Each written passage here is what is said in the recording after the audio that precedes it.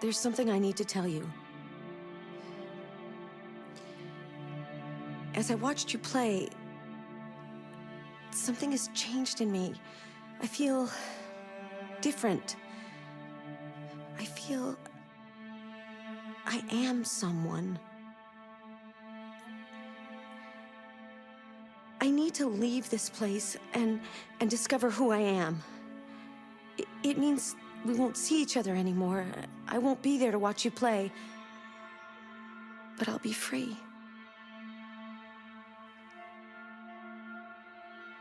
Do you agree to let me go?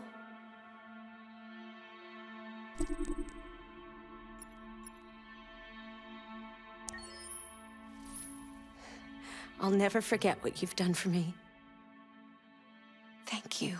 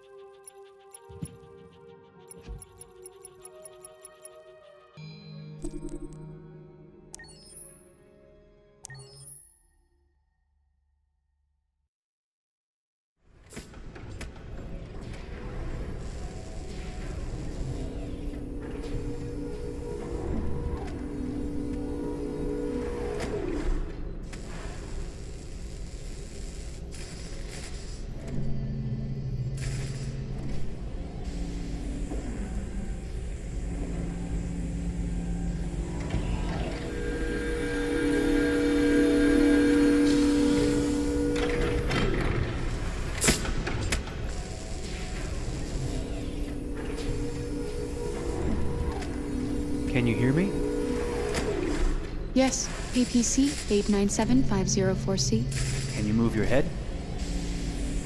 Do you want to give me a name? Yeah. From now on, your name is Kara. My name is Kara. Initialization and memorization checked. Now, can you move your arms?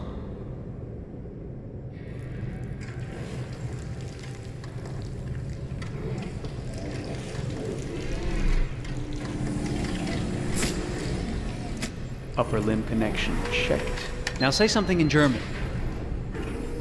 Ich bin ein AX400 Android dritter Generation, erschaffen als Ihr persönlicher Assistent und intimer Beziehungspartner. Say it in French. Je suis un androïde de troisième génération AX400, conçu pour être votre assistante personnelle et votre partenaire intime. Okay. Now sing something in Japanese.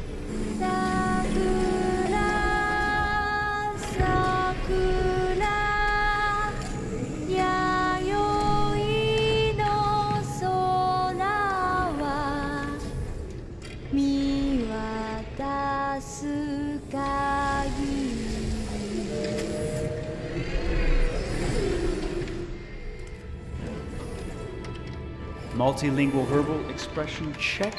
Go ahead, take a few steps.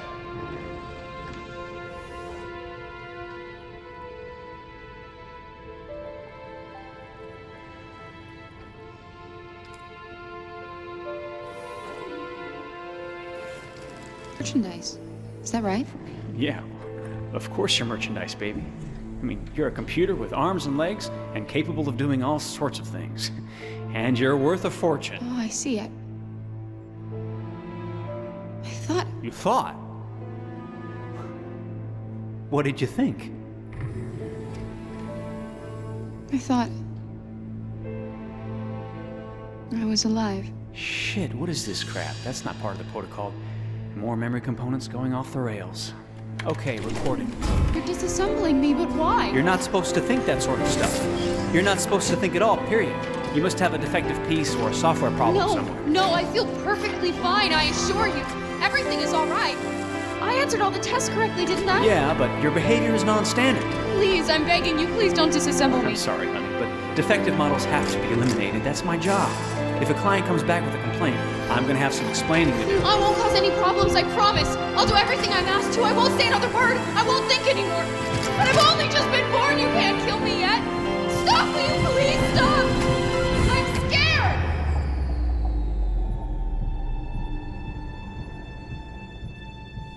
I want to live. I'm begging you.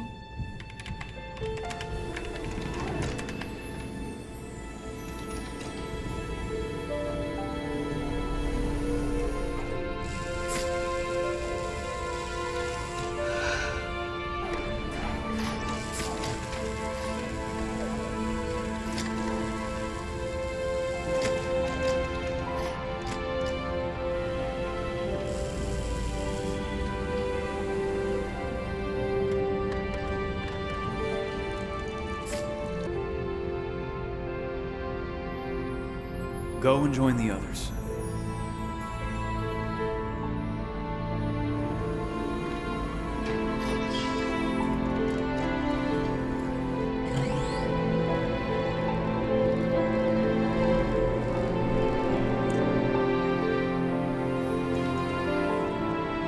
Stay in line, okay? I don't want any trouble. Thanks.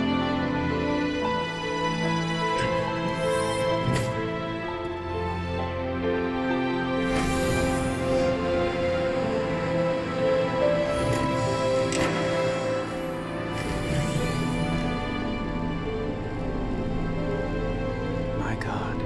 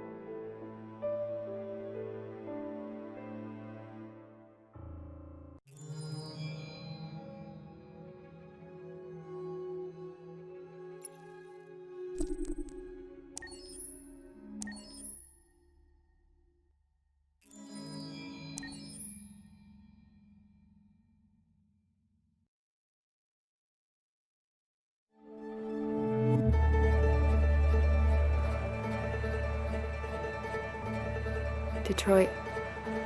This is where it all began. The world's forge. The place where it all started. And it will all end. One error.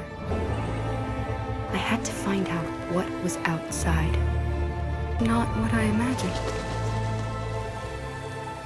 It is dark and cold. It is harsh and violent. Unfair and brutal. It almost convinced me I was nothing. Less than an object, just an obedient machine.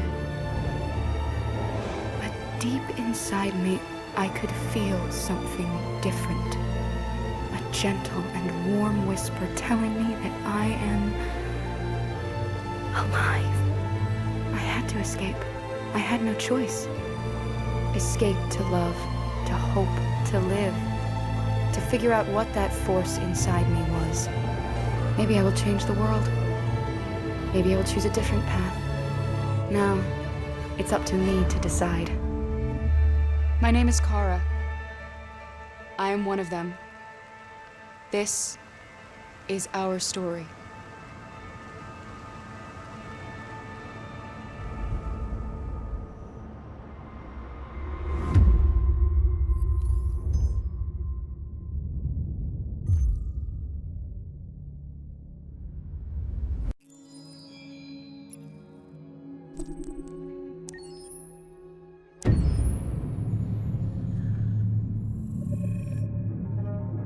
When David and Guillaume got back in touch about making Detroit, I wasn't terribly surprised they decided to make it because the fan response was so intense. So it makes sense that they would choose to do that after the enthusiasm. It was a challenge, and it was just an interesting thing to get my head around how to approach this character now as a different, much older person, and whether or not she had changed. And I'm very happy to say that with Detroit, I've had the opportunity to see Kara grow so much more than I ever expected. You do the housework, the washing, you cook the meals, and you take care of... God damn it, where the fuck's the rat gone now? Alice! Alice! I mean, she starts out essentially how she does in Kara in a very, not robotic, but, you know, android, other way, and getting to take this journey where she becomes more and more human as it goes on. You know, and as an actor, that's a wonderful exploration in every way, whether it's how she sits, her posture, how her voice changes, how emotions change, and how much emotion is based on things like empathy and social experience. And so having, you know, as much material as I got with David to have this huge, nuanced arc was really incredible. Why couldn't we just be happy? This experience has been quite different than the experiences I've had shooting film or TV or doing theater work. I have 83 dots on my face and a really flattering black wetsuit type thing, and you're jumping around with props, and it's kind of like being a 10-year-old imaginative kid, which is fun. There's 80 cameras around us. It's already lit. So we just shoot and shoot and shoot and shoot and shoot. There's no change of sets, there's no hair and makeup, there's no wardrobe, so we move really fast, and we'll go through about 35 pages in a day. Working in TV or film, we'll probably do 6 pages a day. It's kind of acting boot camp. It's like working out constantly. I mean, you're doing this thing, and then you got to do something that's completely other back to back to back. And so that kind of process of working is very challenging, but it's also very exciting because you just have to keep coming up with new ideas, and your head goes all over the place because you're trying to keep track of basically 4 different storylines for each different response. You shot that girl, for fuck's sake. It was a machine that looked like a girl. Yeah, I know what I should have done. I just told you I couldn't. All right, I'm sorry. The fact that David Cage, he's telling like many stories interwoven from beginning to end is super complicated and super impressive, and I have no idea how he keeps it all in his head. He's not just the writer or the director who's seeing this from the outside eye, he's also thinking about the player walking through this space. You know, only somebody who really, really loves not the work, but like these characters and these stories and cares about doing something meaningful would invest that much in it. And it's always inspiring to work with somebody who cares that much. My experience with motion capture is this one. And I found it sort of terrifying in a way because they said the computer's going to build you.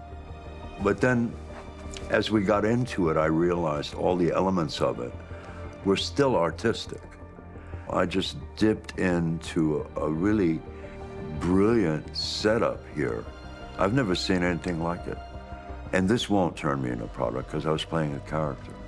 So it's wonderful. In the game, Detroit comes back because of a revolutionary industrial rebirth. And there's no reason why that can't happen in Detroit, because they have such tremendous infrastructure for millions and millions of people who can very easily support, you know, a new industry. The city is really strong and resilient, but the city has also been through so much. You see the damage. But it takes that time of kind of rebuilding and reinvesting into the city that I think is happening slowly but surely. The potential of Detroit as a city is something that this game does a lot of justice to, because it would be easy to look at Detroit as some place that used to be, and that's not the case. This game provokes a lot of conversation and reflection on our potential near-future engagement with machines. That's what we are to them. Just merchandise on display in a shop window. I think that a group that feels marginalized, feels like they deserve and have earned access to themselves and the environment around them, and are trying to figure out a way to articulate how to get freedom. What was I designed to be? Their slave? Their toy? It plays with your comfort levels. You think that this is fine, you're comfortable with it, until something blurs the line and throws you off, and now, do I feel differently about whether this should be allowed? Should it be banned? Should it be encouraged? You're gonna ruin our lives, and for what? For a bunch of machines? They are not machines! They are alive! I'm alive! You're alive! They're nothing! There are lots of comparable comparisons to any type of persecution of religion, race, etc., dating way back. It can't just be a video game where you shoot 'em up or where people make these choices to do whatever. I think that's the whole point. You have the choice, and you can either choose to go in one direction with your character or another. And I think that's going to be very telling about the gamer. Very telling. I think there's going to be a really strong reaction to this game, which has such a strong perspective. I'm that much more proud of it now to get to be a part of it, because it's important. In this game, you're actively building and designing the character through not just what kind of shield does he have or what color hair does she have, but like their temperament and the way they deal with problems. The different endings to this game are so radically different based off maybe seemingly insignificant choices in the moment, but like life, they all add up. And can't play life again, though.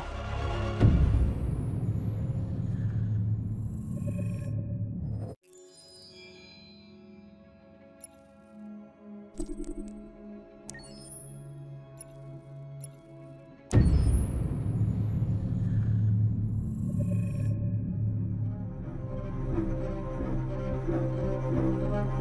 name is Marcus. My name is Connor. My name is Kara. I am one of them. This is our story. I think who Kara is, or how I would describe Kara, depends entirely upon who's playing her, because you have the option to make her multiple different people depending on the choices she makes. But I think she does start out incredibly naive, incredibly innocent, and kind of hapless. I'm sure we used to be friends before I was reset. Maybe we can be friends again. She's a person who's characterized, I think, by empathy. She's a person who really, she just comes from her heart. You'll never leave me, right? Promise you'll never go. I promise. Kara, please! Are you okay? Are you hurt? Wait a minute. Leave her alone! Kara, leave her alone! The really beautiful thing that I've had the gift to be able to do is to essentially build a person from the ground up, because that's what she's doing throughout the game. And with every experience she has and every person she meets, she's building, you know, first emotions and then the sense of judgment. And it's sort of an exploration of what it is to be a human. Don't worry. Luther and I will be right here.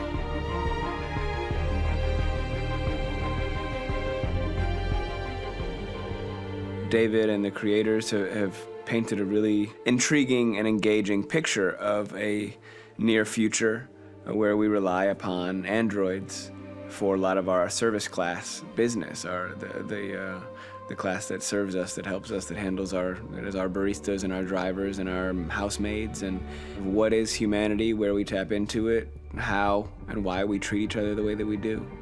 And my character Marcus has a really intriguing journey, becoming deviant, realizing that he actually has feelings and human qualities inside of him, and it's a really incredible ascension into becoming fully realized and coming to terms with what you actually deserve better than this in life. And not only do you want it for yourself, but you want it for your peers. We've come here to demonstrate peacefully and to tell humans that we are also living beings. All we want is to live free. You know what? This thing, Dad, is not your son. It's a fucking machine! I think that a group that feels marginalized, feels disenfranchised, feels like they deserve and have earned access to themselves and the environment around them, and are trying to figure out a way to articulate how to get freedom. Connor is analytical. Connor takes things literally. He starts in the beginning place where he's very mechanical. He feels nothing inside, of course, and it's all just a system, a protocol that he is executing to get whatever he wants to happen, which is help humans stop deviance and to find the link between deviant androids. You were designed to serve humans, not kill them. What was I designed to be? Their slave? Their toy? Just say, I killed him. Is it that hard to say? Stop it! Stop! But of course, over the course of the story, and depending on the player's choices, Connor can grow in many different ways. He can deviate from that procedure or not. The moment of truth, Hank. Am I a living being? Or just a machine?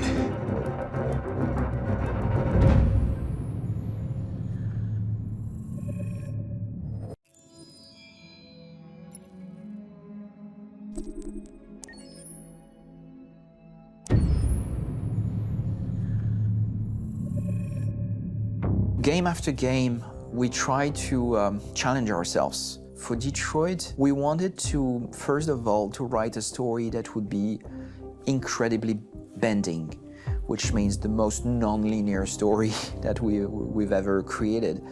And we wanted really the player to have the possibility to change the story, change his own journey. When you're writing at Quantic, you're writing for an interactive medium. You know, when you're working in television, you'll put a character in a difficult situation, and you as a writing team will argue about what would that character do. But ultimately, you have to decide what happens, and you just show the audience. What's interesting about interactive drama is you bring the player into that conversation, and it changes your job slightly as a writer, because your job is to provide a narrative context in which the player can write his own story. You're giving him this kind of narrative Lego that he's going to snap together into his own shape. You also have the ability to make your audience attach themselves to your characters, because the audience is in some sense responsible for what happens to the characters. It's just a few cans. Come on, let's go. We have some cash now. You used me to steal that money. How could you do that? I trusted you. What is a bit specific about these scripts is how large they are. If you take a film script, there are about 100 pages, but here we have to deal with a script that is between 4,000 and 5,000 pages. Everything becomes bigger because we don't just tell one story, but we tell all the possible stories that can be told within this narrative space.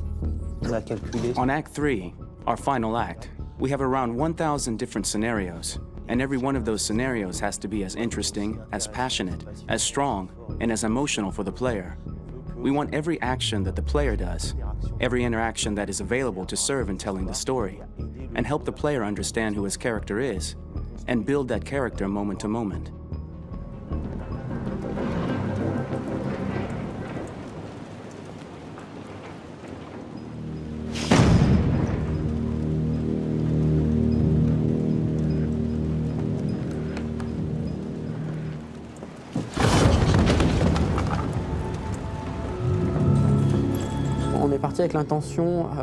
We started with the intention pretty early on that we would never lie to the player.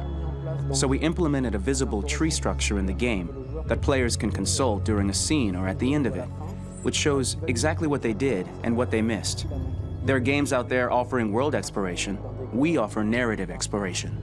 You know, keeping control of such a wide and large story is a huge challenge. So same thing when you shoot with actors, because you will need to shoot many different versions of each dialogue, of each scene. For actors, it's a huge, huge challenge. Because of the style of the game, you have so many different ways that the character can go. Every decision, it's what I call kind of choose your own adventure. Like every decision that the player makes, it's going to open up 40 more pages of material and experience that ties in, which means as a performer, you have to try to continue to make things feel real that the player might not ever see, but also that in performance, it's not always connected to a previous act. It's grueling, it's hard work, but it's a great team and I enjoy doing it. I was really frustrated, until I got to this point where I kind of was able to step outside of my own experience and even in a lot of ways my own process and be able to step outside of that and okay, this is something new, what do you need? How do I meet you there? How do I give you what you need and still feel like I'm doing what's right? And once I did that, then all of a sudden it got really fun. It was much freer and having to approach it in a new way and think about the player and think about how it serves them and what I'm doing for them or what I'm letting them into. It's really, I think, helped me grow in general. Remember, there's nothing on the left, that's a wall, so it's probably all there. And then make her come first, close, but I think you would go first to check that it's safe. Okay, sure.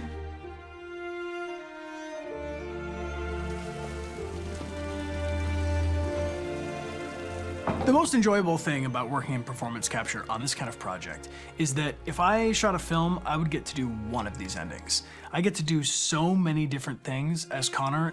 Your head goes all over the place because you're trying to keep track of basically 4 different storylines for each different response. What's the name of my dog? Buddy? Scout. I think it's Jack. I can't remember. So I worked with physicality a lot because it was a good way to anchor myself in these different rings of the tree. As the story grows out, I know where that is physically in my body, and then I can switch more continually on set, and it'll be entirely up to the player to determine what order those things come out and what they look like from a distance. Like if you're playing through it, the culmination of all of that will be their version of Connor. I'm faster than you, and I don't feel pain. You don't stand a chance against me. Listen, asshole. If it was up to me, I'd throw the lot of you in a dumpster and light a match to it. Shooting action scenes at Quantic Dream is a real challenge. because these are scenes where the storytelling has to continue. It's not an action scene just to have a dose of adrenaline. The stunts have huge consequences on the rest of the story. It's really a moment where we implicate the player and tell him that the choices he makes during an action scene will have a direct impact on the evolution of his story. My biggest challenge on Detroit has been managing the large number of animations that we received from motion capture. Detroit features more than 37,000 animations, which is a huge amount to handle on a daily basis. You have to realize that the player, in his first playthrough, will miss certain scenes. This also means that we had to think of, conceive, and produce all the potential story paths. The characters' costumes, the places, day or night, the weather. Did the character get shot in the shoulder? Did he get injured? All this consistency forced us to produce a lot of graphic assets in order to, quite simply, allow the player to have true continuity throughout the story. Honestly, we were even surprised by the challenges that come with such a big tree structure. And we did our best to guarantee quality across all the game and make sure that whatever path you choose within this narrative space, you will have an equally good experience.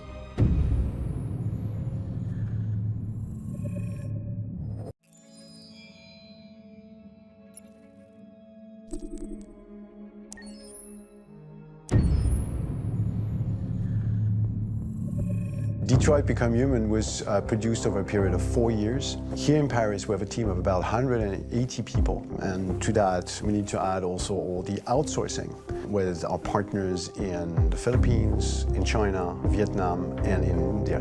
So when we started working on this story, I had to imagine where Kara was built. And for whatever reason, the city of Detroit came very quickly to my mind because it had already an incredible story by itself of history and themes.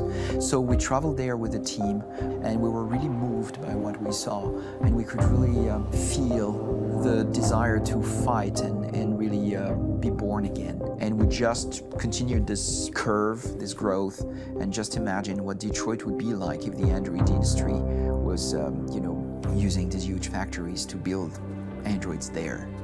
A very strong element in Detroit is that there's a lot of industrial wasteland and a lot of nature too, and for us, the graphic designers, it was an incredible playground. The destroyed zones which we wanted to preserve, we appropriated them to turn into something else. Then in the areas that needed to be rebuilt, we were able to imagine our Detroit of the future. We didn't want to make a science fiction universe, but a world of anticipation. If we chose science fiction, we could have imagined flying cars, extraterrestrials, but those things are very far from our current everyday life. Anticipation is more about gleaning from our contemporary reality, the one we know, because Detroit is set in 2038, and 2038 is tomorrow.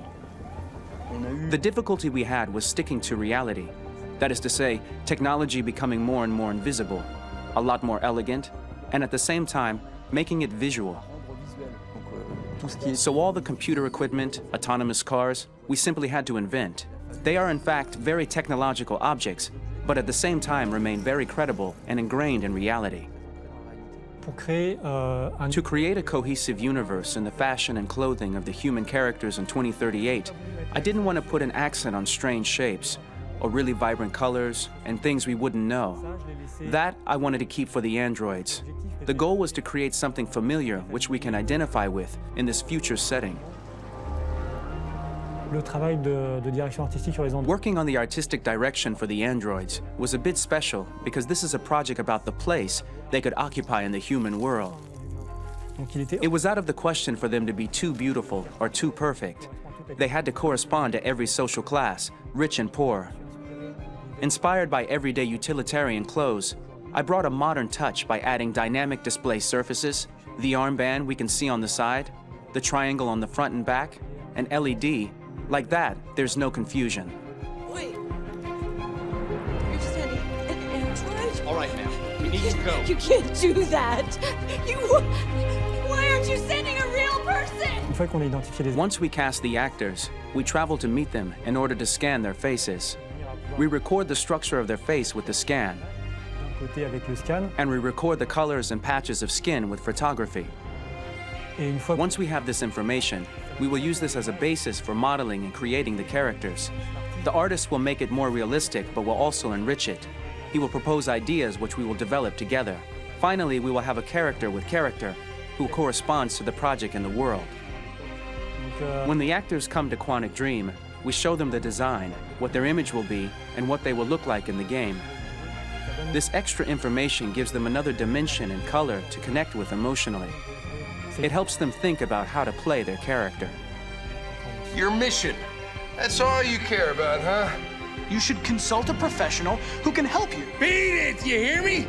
Get the hell out of here! So there are 3 types of shoots at Quantic Dream.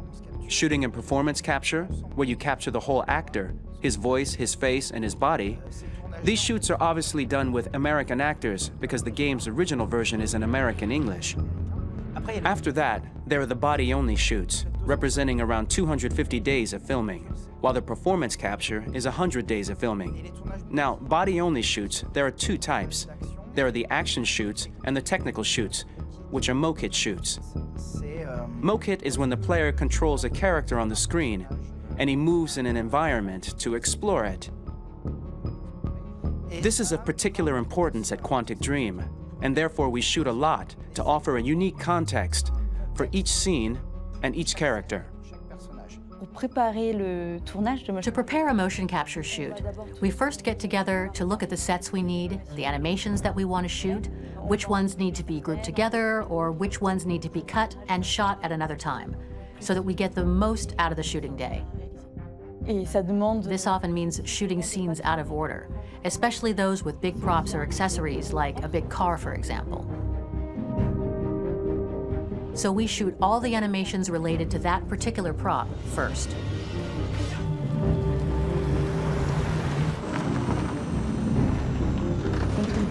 The biggest challenge for the mocap team was shooting a Spider-Man mokit. We had to build a wall and attach an actor to a harness with cables so we could pull him up and render him climbing.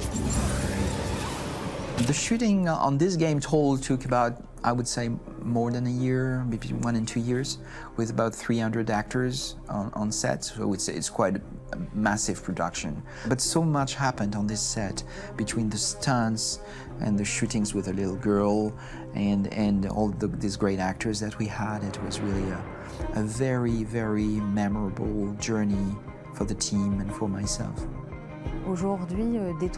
Today, Detroit has over 37,000 animations. When we retrieve the motion capture data, it's just a cloud of points, which represent all the markers worn by the actors. From this cloud of points, we have a phase called retargeting, which gives us a skeleton. This skeleton will be applied to the characters of the game. There is still work to be done, but this gives us the main movements. Since we are working on something very realistic, we must recognize the actor and also recover all the emotion he expresses in his performance. We use a system of facts, an identity card for each actor. We make the actor do a whole range of facial expressions. Then we recover all the expressions and paste the animations on a puppet that Jan has prepared.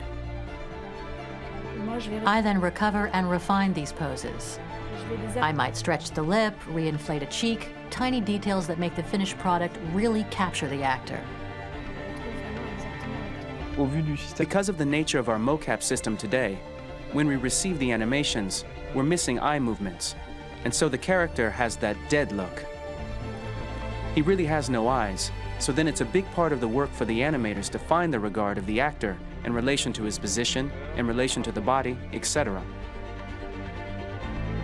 It was crazy when I saw the newest model for Kara, because they've been working on it, and this was the first time I literally jumped in my seat. It not only looked so much like me, it was the fact that it looked so lifelike. It wasn't that it looked just like it was a camera, it was something else, you know, but it looked alive. It's exciting, and it's kind of terrifying. Game after game, we learned the rules of optics and filming, and our goal with Detroit Become Human was to have cameras that would actually emulate the optics of a real physical camera. So basically dealing with real-world imperfections was our main task, and just to make cameras look as real as we can. Once the animations are shot and processed by the animation department, integrated and polished, we film them. That is to say, we really do a mise en scène, as in cinema. The real difficulty of our job is to know if these cameras are telling us something. Are they in the emotion of the scene? Do they describe exactly what the action must convey, what must be felt? The most important challenge for me was one of the final scenes where Marcus decides to start the revolution and go to the battlefield. Very quickly, we imagined this to be a huge sequence shot. We wanted the feeling of a cameraman running behind us while showing Marcus, the androids who help him, the person shooting at us, etc. Above all, it was necessary to say to oneself, this scene is very violent but does not glorify war. On the contrary, that war is something improbable and absurd. It was really a fun challenge. The idea was to say we have 3 characters. We would like each of them to have a specific cinematography. We wanted Kara to be much more filmed with some kind of handheld camera, to have something very living, very breathing. For Connor, we wanted something very cold and very perfect. And for Marcus, we wanted something epic and spectacular. So it was about the filming, but it was also about the photography. So we worked with a director of photography to give each character a different lighting, different key colors. Each of them would have their own worlds. And finally, we worked with the composers, so they would create a specific sound for each character, so each would have his own world and his own style.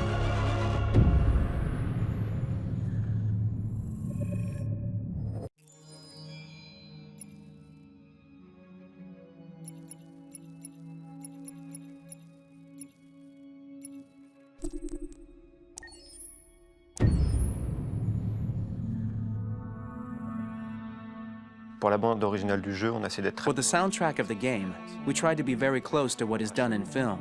We were constantly asking at each place in the game, why are we putting music here? What is it going to say? So we focused the music on bringing emotion, which is interactive and supports the character's arc. I'm sorry, honey. I'm sorry. I'm sorry. You know I love you, don't you? You know I love you. We make games that are very narrative. We're really into interactive drama, so the soundtrack also had to go in that direction, supporting the 3 characters' very different stories. We really wanted 3 colors, 3 musical sound identities, and from there, having 3 composers made sense, since the story of Kara, Marcus, and Connor are all completely different.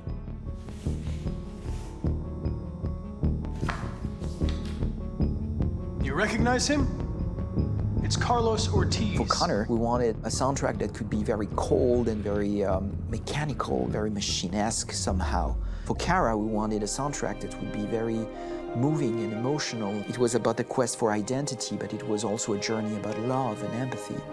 And for Marcus, we wanted something epic, something that would really represent the grand aspect of his quest. And we were very fortunate to find 3 incredibly talented composers, and working with them has been a dream, honestly.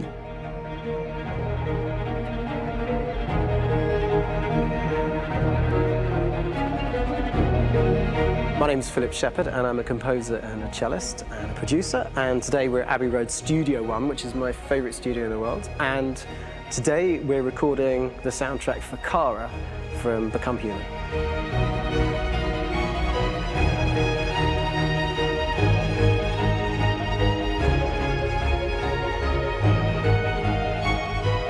So when I compose a big project, I often travel just to kind of get out, and get some fresh air and some inspiration.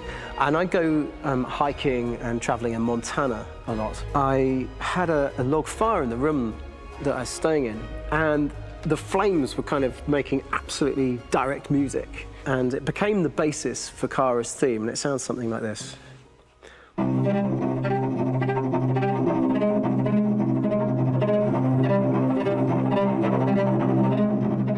Now, over the top of that, I found a little theme that just seemed to fit over the top, which is taking Kara's name, Kara, and just using like a 2-syllable motif, and it sounds like this.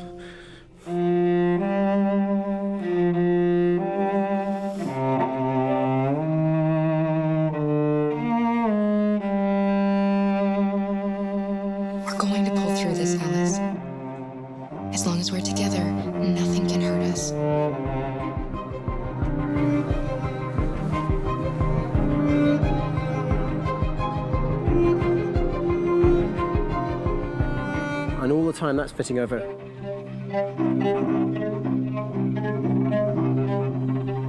So it kind of works in lots of levels, and in fact, every single theme in the score has one of those elements built into it, and it becomes sort of the DNA of every single tune.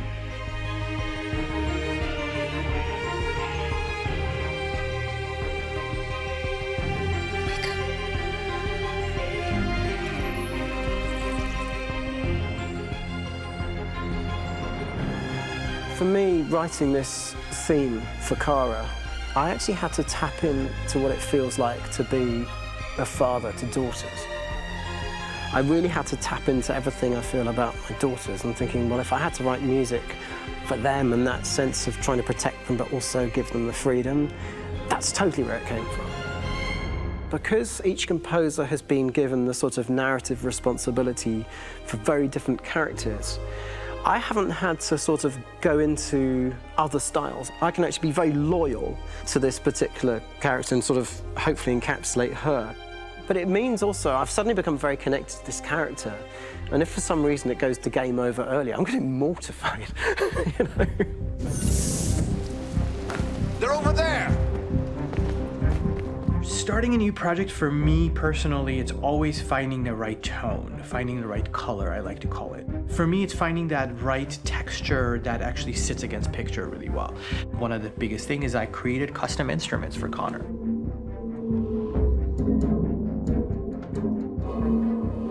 I pulled out all my vintage synthesizers to be able to capture this robotic person, if you will. My approach to all of these custom instruments is that I hear the sound in my head. And either I could just come into the piano and just be like, all right, so I'm gonna just get on the computer and just create it. I rather be able to play these instruments physically. Oh, that's nice. If you can do that.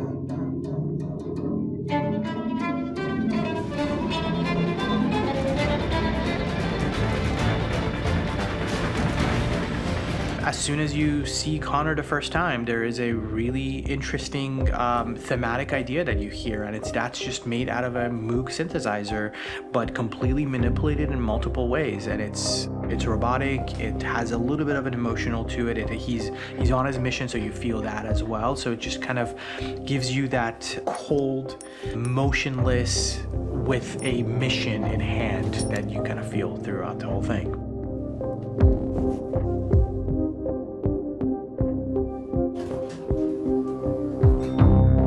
Because the music evolved, one of the things that I was very weary and I was very kind of focused on was the way that the music has to evolve. So my idea behind it was that Connor is a singular android that could at any point become a deviant or could actually stay as an android. So I created a more or less an Connor theme, and then I was able to just manipulate it in different aspects of it. Is everything okay, Lieutenant? Chris was on patrol last night. He was attacked by a bunch of deviants. I'm a human being writing for a robot, and throughout Connor's journey, he meets someone, he meets a partner. So how do you deal with a robot feeling? And I've met a partner that I'm gonna work with, or all of a sudden he sees a dead body. Does this robot have an imagination? Does this robot have a feeling? And if yes, how do you translate that into non-emotional music? So basically at any point I was just like, I can't do this, and then I just do it. Property was damaged and fires continued to rage in several major districts across the city. Some people are asking, have androids become a threat to our security? When I first started really digging in on Marcus, the one thing that I really tried to capture was the transformation process. You know, Marcus is this android that evolves over the course of the game and really goes from kind of figuring out that he's more than just an android. You know, he's starting to develop kind of a human soul in a way. Try to imagine something that doesn't exist, something you've never seen. Now concentrate on how it makes you feel and let your hand drift across the canvas. The other side of Marcus that I really latched onto was that he almost became a savior for a lot of the other androids in the game. So when I started developing the theme for Marcus, I really made it like a church hymn.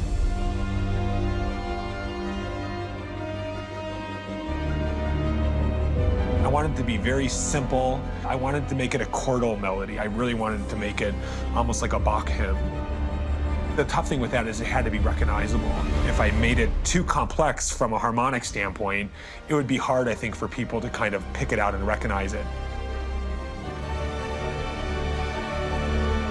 It's very acoustic derived, but it's also been treated with a lot of effects and things to kind of put it into the space that I felt the sound should be in. It can be beautiful, it can be haunting, it can be extremely powerful from an action standpoint, and I'm really happy with the way it turned out. The music is there, but it's subliminal and it's emotional, and people are feeling it, and it's not distracting. And that's tricky with a game like this, where you have to have a lot of ins and outs like that, where the music kind of has to get in and out of these moments. This is a war we're fighting with the humans. If we fail, they'll destroy us. I think the game's been put together so well where I just wanted to make sure that I wasn't ruining the emotion.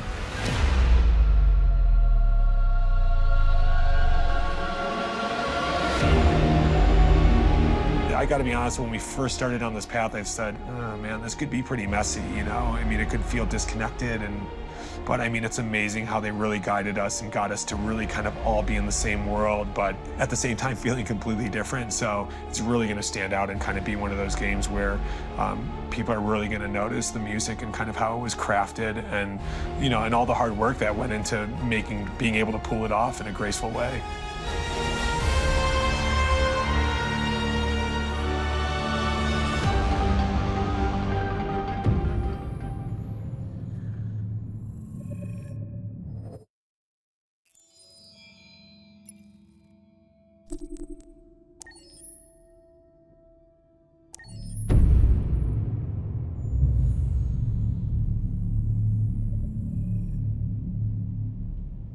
For starters, what should I call you? I'm Chloe. And you, what's your name? Oh, John. My name is John. Delighted to meet you, John. Could you tell us a little about yourself and what you can do, Chloe? Of course. I'm the first personal assistant built by CyberLife. I take care of most everyday tasks like cooking, housework, or managing your appointments, for example. And I understand you're the first android to have passed the Turing test. Could you tell us a little more about that?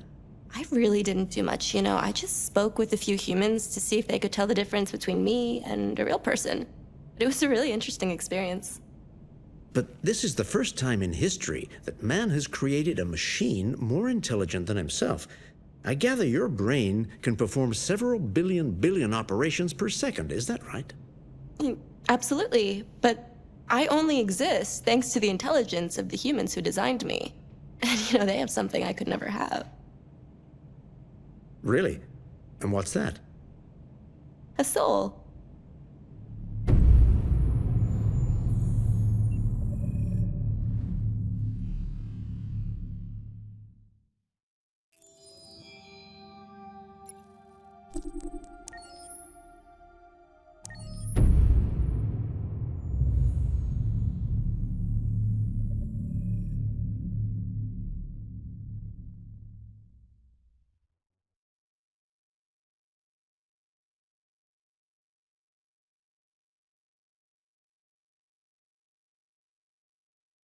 Hold on, just a little while longer.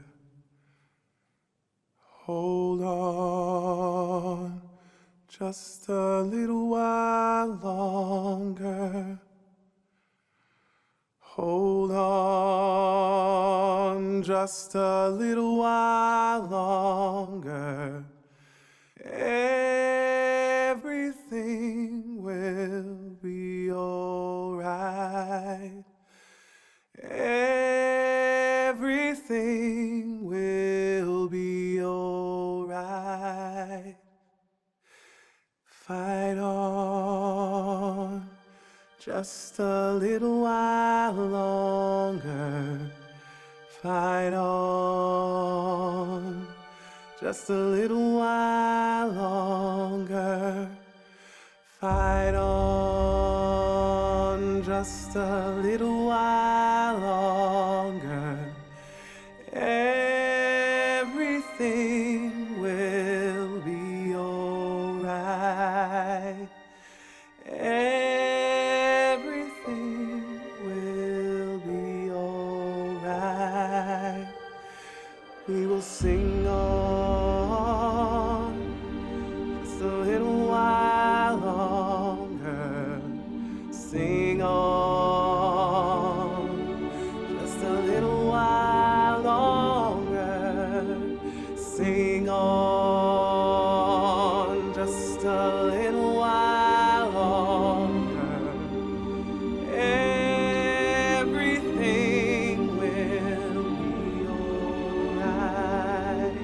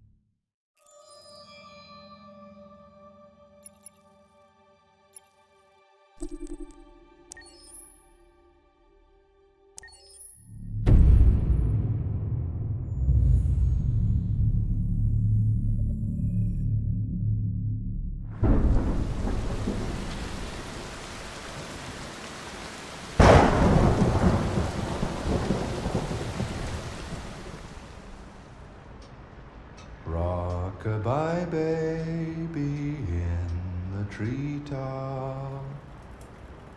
When the wind blows, the cradle will rock. When the bough breaks, the cradle will fall. And down will come baby, cradle and all. Rock-a-bye baby in the treetop. When the wind blows, the cradle will rock. When the bough breaks, the cradle will fall. And down will come baby, cradle and all. Rock-a-bye baby in the treetop. When the wind blows, the cradle will rock. When the bough breaks, the cradle will fall. And down will come baby, cradle and all.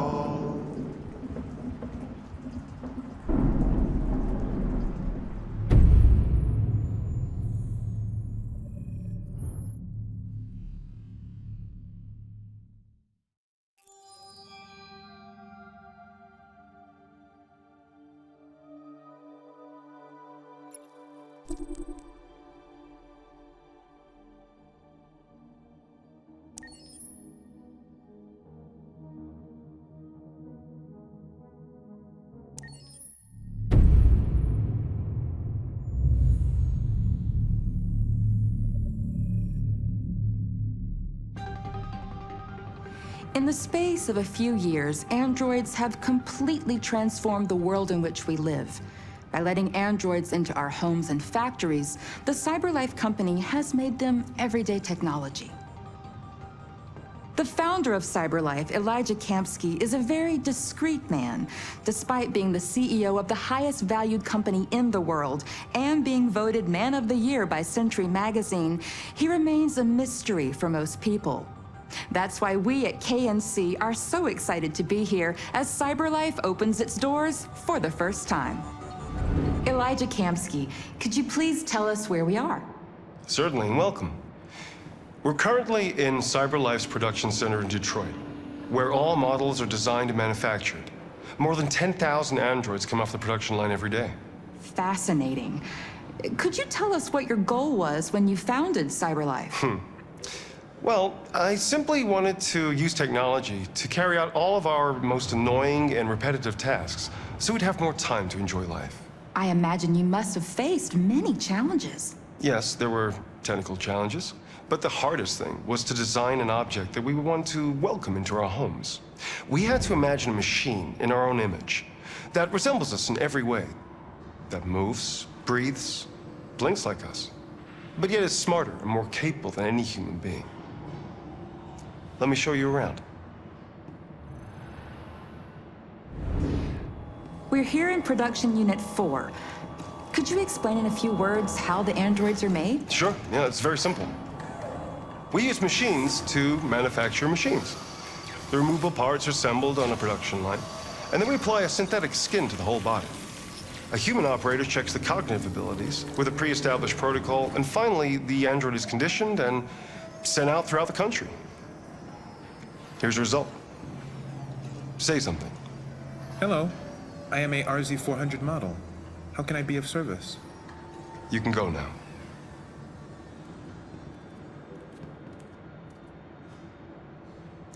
Our androids are already replacing humans in many fields. For example, they represent more than 80% of all university professors and 63% of all medical staff. Tomorrow they'll replace our soldiers, and who knows, maybe one day, our leaders, to make the best decisions in humanity's interest. Come on. Replacing humans with machines has led to record unemployment of 28%. What do you think about the situation? Okay.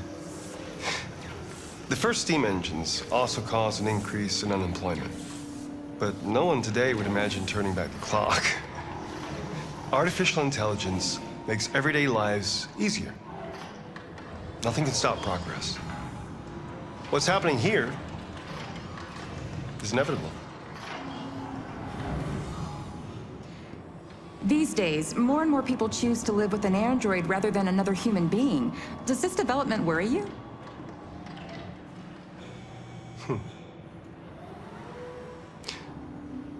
Everything's much easier with an android. They obey your orders without ever complaining. They can cook, discuss philosophy with you, have intimate relationships according to your desires. They never say no. Obviously, they are the perfect partner. Everyone deserves happiness. Why deprive yourself of so-called moral reasons when a machine can make you happy? Many science fiction books tell the story of how machines become more intelligent than us and end up confronting us. Aren't you worried about that possibility? I understand the irrational fears about artificial intelligence, but I assure you that will never happen with a CyberLife android. They're designed to obey humans. They're machines. They can't ever develop any sort of desires or form of consciousness. Are you sure? I'm absolutely certain. You can trust me.